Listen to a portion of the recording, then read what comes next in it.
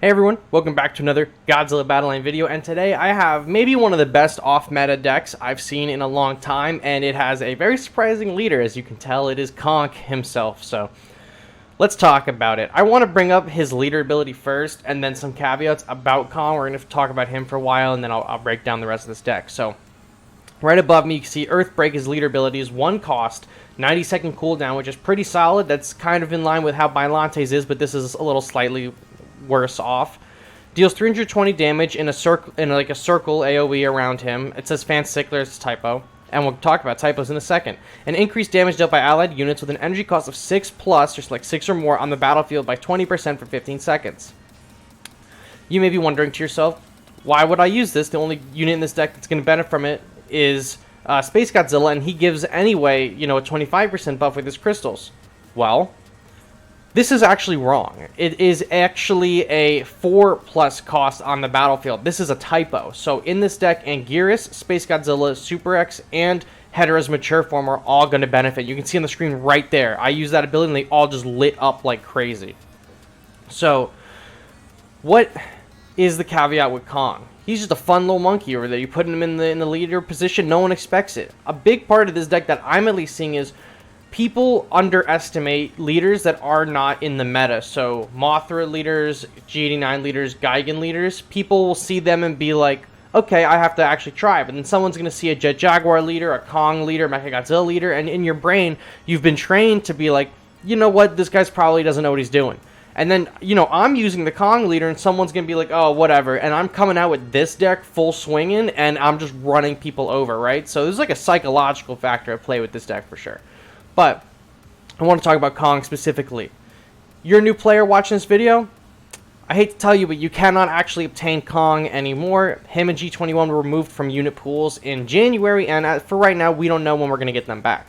So if you see this deck and you like the strategy and you want to use this deck, just put in G89 instead of King Kong, and you will be fine. Next, if you do have Kong and you want to use him, 2 things. My Kong is level 7. The average player that has been playing this game for a long time that's free to play probably has their Kong at levels in between 5 and 10. 10 is probably where you would want Kong. You can see that mine is taking a ton of damage at level 7, so maybe not the best 4-star leader to be picking, but I'm having a lot of fun with him, so just be sure you're playing defensively, because if you let a G89 with a Gigan Rush deck like this deck get too close to you, man, it's really going to run through you, so you got to protect yourself, for sure. And if you're wondering if you should use your G materials to level up Kong specifically for this deck, I personally wouldn't. If your Kong is very low, just use G89 instead. If you don't mind playing defensively, use Kong. I would save your G materials for maybe Shen Godzilla or Destroyer whenever they come in the game. They might be like insane units. So, that's all I want to say about Kong. Let's move over to the rest of the deck. Manila, pretty standard unit. We've seen him in play in many, many, many decks throughout basically the entire year that this game has been out. 2 cost, long range stun, very effective character. His range is on par with Super X. No brainer, slot him in the deck, keeps your energy cost low.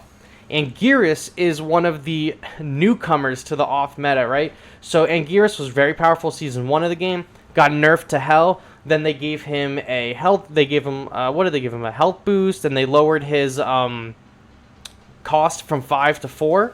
Which is his original cost is 4. So now that he's cheaper and healthier, he is an amazing off-meta tank. At 20, 21, 22, 23, Anguirus is going to be eating up so many hits, and that in tandem with Psychic Chorus, you will be keeping that Anguirus alive way longer than it should be.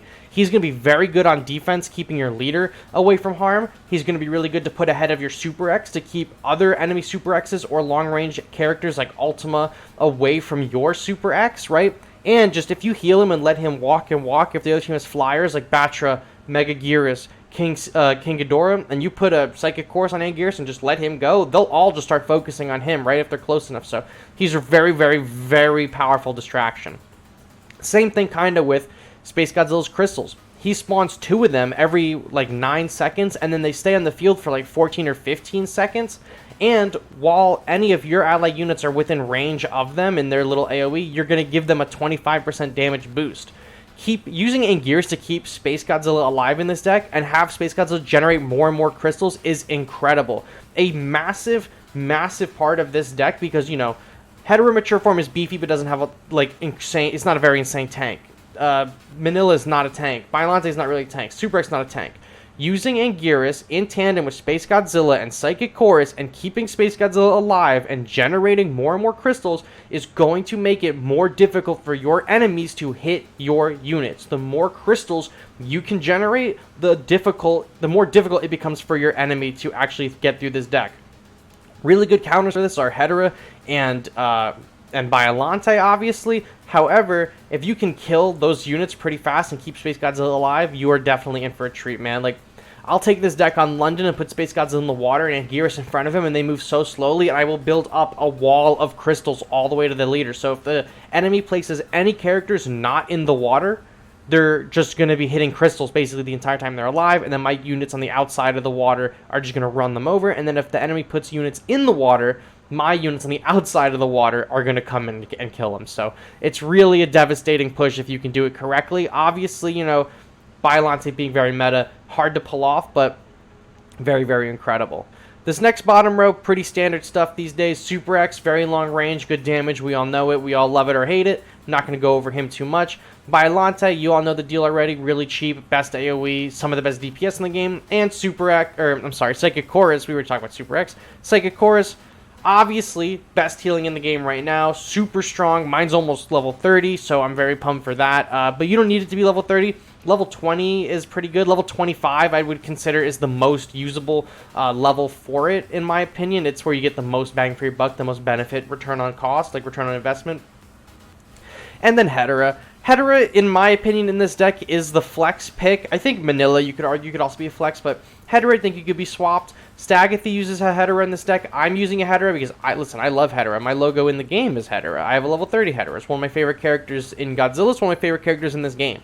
And I'm seeing great success with it. And this deck, you only have to evolve Biollante and Hedera, and they're both basically guaranteed. Especially Hedera got a random health boost to its flying form, makes it even harder to kill. And Biollante, drop it in water, drop it behind a building, drop it behind one of Space Godzilla's crystals. You're basically guaranteed these two evolutions. You don't have to worry about keeping them alive like Batra or Terrestrius, right? Or Mothra even. So, really solid AoE in this deck between Biollante and Hedera. And while Biollante can't hit air, that's where Hedera can shine. She can totally hit the air, and she gets the 20% buff from Kong, and, you know, put her down with Space Godzilla crystals, and it's a whole thing. So you're just chucking out a ton of AoE, and you have a ton of tank in between Anguirus and the crystals, and then Manila and Super X are just sniping from the back.